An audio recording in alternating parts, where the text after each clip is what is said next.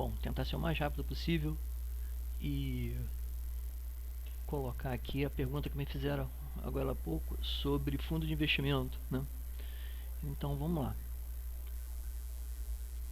Eu peguei aqui alguma informação de alguns fundos de investimento, baseado principalmente no fundo que me passaram, foi o do Santander, e peguei algumas referências de alguns fundos do Santander. Aqui eu tenho o gráfico contendo esses fundos, né? Tem o Bradesco, que está aqui, eu usei o primeiro como referência, foi o que chegou mais perto do Ibov na realidade, né? Aí tem aqui o Santander RF, Santander RF curto prazo, MaxFi, Santander FI Onix Ações, é um dos primeiros que aparece lá na lista, e Santander Alocação Multiestratégica Crescimento e tal, esse monte de coisa. Bom, o que a gente consegue ver logo de cara? Que todos os fundos perderam para o principal índice da Bolsa Brasileira, que é o Ibov. Com exceção do fundo do Bradesco, que em alguns momentos que vinha até performando melhor do que o índice, mas depois ele acabou perdendo força, né? A partir do mês 4 de 2020, que foi justamente a época, vamos dizer assim, do pico da crise da dita cuja da pandemia, né? Que não se pode falar em vídeo, porque senão eles acabam cortando. Era o único que vinha performando melhor. Todos os outros fundos do Santander que eu consegui localizar, todos eles tiveram performance inferior, tá? Não estou dizendo que seja o caso desse aí, até porque eu vou explicar que tem um fundo diferente, que esse assim pode ser um caso interessante para quem tem um dinheiro parado no FGTS, mas é uma história um pouquinho diferente. Então a gente pode ver que a maioria dos fundos, né, todos eles aqui na realidade, eles tiveram uma rentabilidade, né, inferior a rentabilidade ou desenvolvimento do Ibov, primeiramente. Ponto 1. Ah, mas só tem fundo ruim? Não, tem fundo bom. Mas vamos olhar a relação de fundo bom. A única relação de fundo bom que eu achei, deixa eu localizar aqui, tá aqui, ó. Foram alguns fundos, né? Só que o último estudo que a gente tem data de 2020, que é complicado, ele acaba ficando distorcido justamente por causa do período da dita cuja da pandemia, né? E todos esses fundos, eles não são fundos brasileiros, são fundos estrangeiros. Ah, mas dá para comprar no Brasil? Dá, é claro. Via corretora, é claro, né? Você não vai encontrar esses fundos aqui, por exemplo, no banco. Primeira questão.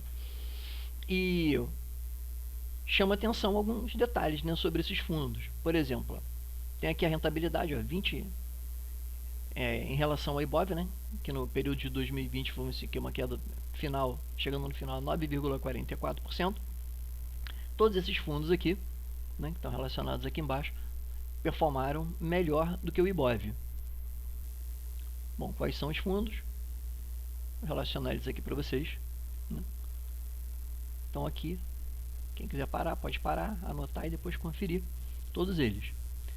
Temos aqui fundo com performance, por exemplo, 29,31 acima, vamos dizer assim, do Ibovespa, 28,67, 21,02, o piorzinho, né, que é o Constellation institucional, com performance 9,52 acima, enquanto o Ibov nesse mesmo período, né, ele performou em 2020, tá? Lembrando que isso aqui são dados de 2020, em 9,44. Aí que vem, quais são os papéis que estão na carteira de cada um desses fundos? Bom, tá aqui, ó. O Sharp Long, por exemplo, ele tinha na carteira dele em 2020 Mercado Livre, Cosan, Alpargatas e RBR. Ele tá aqui, que tá escrito short aqui porque ele estava vendido, tá? E RBR e Bradesco. Aí o Truist Long, Mercado Livre, Magazine Luiza, Natura, B3 e Stone. Facebook, Mercado Livre, B3, Unidas e a Charter. Um fundo de Nasdaq, dólar, Magazine Luiza, VEG e ouro, né? O Dalia. Mercado Livre, Alpargatas, B3, Natura e Magazine Luiza. E por último, Mercado Livre, VEG, Stone, Magazine Luiza e B3. O que a gente pode olhar aqui de interessante? Bom, Mercado Livre, Cosan, vamos pegar o melhor aqui. Mercado Livre, Cosan, Alpargatas, RBR e Bradesco. São os papéis que, vamos dizer, que contém, né? Quando você compra, por exemplo, esse fundo aqui, o Sharp Long, que foi o que melhor performou. Aí vem a grande pergunta, será que agora em 2022, né, a performance desse fundo continuaria, vamos dizer assim, de mesma forma? Bom, a gente já consegue ter uma média olhando para algumas situações. Quais são? Olhando os papéis que tem dentro dele. Ó. Em 2020, Mercado Livre, Cosan, Alpargatas, RBR e Bradesco. Bom, vamos lá rapidinho, né? Olhar como é que foi. Bom, a gente já pega logo aqui, Meli Mercado Livre, tá? 2020 subiu pra caramba, né? 2021 se manteve, 2022 agora, olha só, voltou para o mesmo nível do começo de 2020, ou seja, para todos os efeitos, o Mercado Livre, nos últimos 52 semanas, que é a equivalência de um ano, para todos os efeitos, ele está com uma desvalorização de 42,59%, ou seja, com certeza aquela performance que apresentou ali já não seria igual, né, no período atual. Primeira questão. Trocando, qual era o próximo? Vamos lá. Cosan. Vamos ver aqui a Cosan.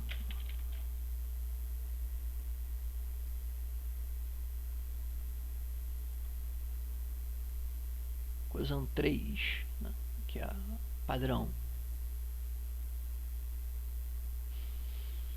Bom, vamos colocar aqui os últimos 5 anos. Hoje, para todos os efeitos, no mesmo nível lá do meado de 2020. Então não mudou muita coisa, mas já viu que o Mercado Livre performou pior, né, para todos os efeitos. Próximo, Alpargatas. Alp 4. Vamos lá.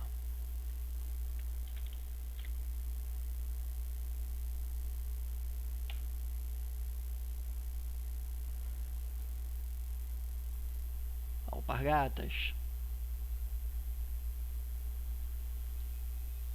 Vou pegar aqui o gráfico dos últimos 5 anos para pegar. Pior do que em 2020 para todos os efeitos. Ou seja, estão vendo aqui, ó, queda de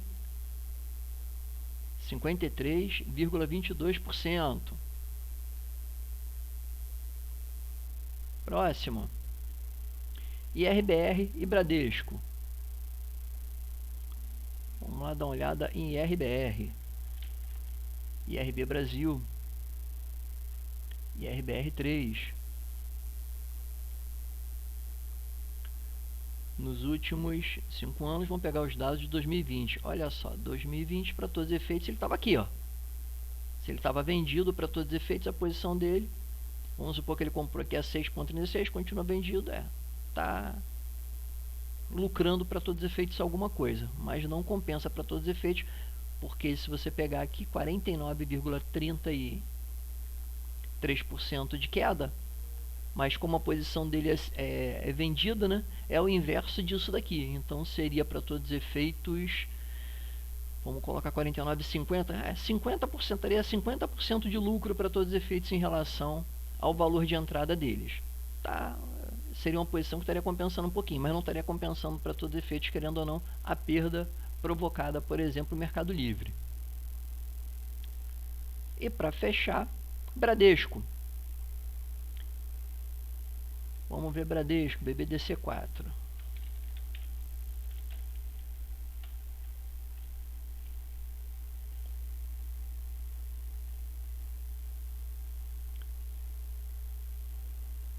Nos últimos 12 meses, para todos os efeitos, de valorização de 13%. Vamos pegar aqui gráfico nos últimos 5 anos.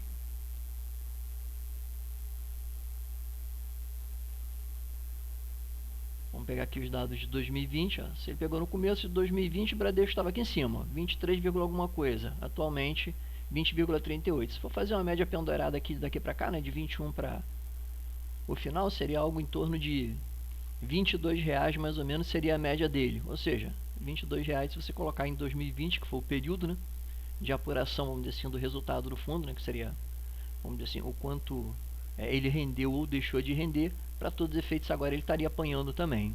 Então, para todos os efeitos, se a gente utilizar só aquele primeiro fundo como referência, né, a gente já vê que ele teve um desempenho ruim. Se usar o segundo, vai acontecer o mesmo problema, que o Magazine Luiza teve uma queda muito forte, a Natura, por exemplo, também. Ó. Só para a gente fechar esse raciocínio aqui rapidinho. Vamos colocar aqui, ó, MG Magalu.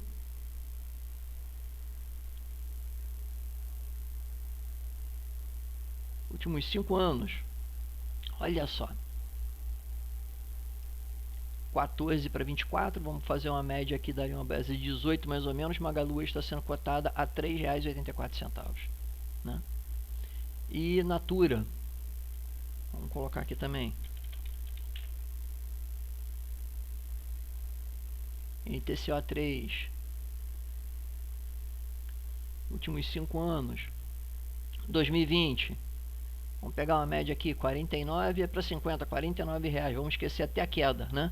Hoje, sendo negociada a R$ 16, ou seja, a performance de nenhum daqueles fundos ali, assim, ao contrário do que aparece ali em 2020, estaria performando tão bem. Porque 2020 foi um ano atípico para todos os efeitos, né?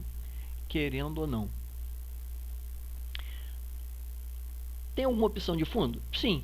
Hoje tem uma opção de fundo que pode ser interessante, porque vai ser um fundo que você não vai colocar dinheiro propriamente dito, né?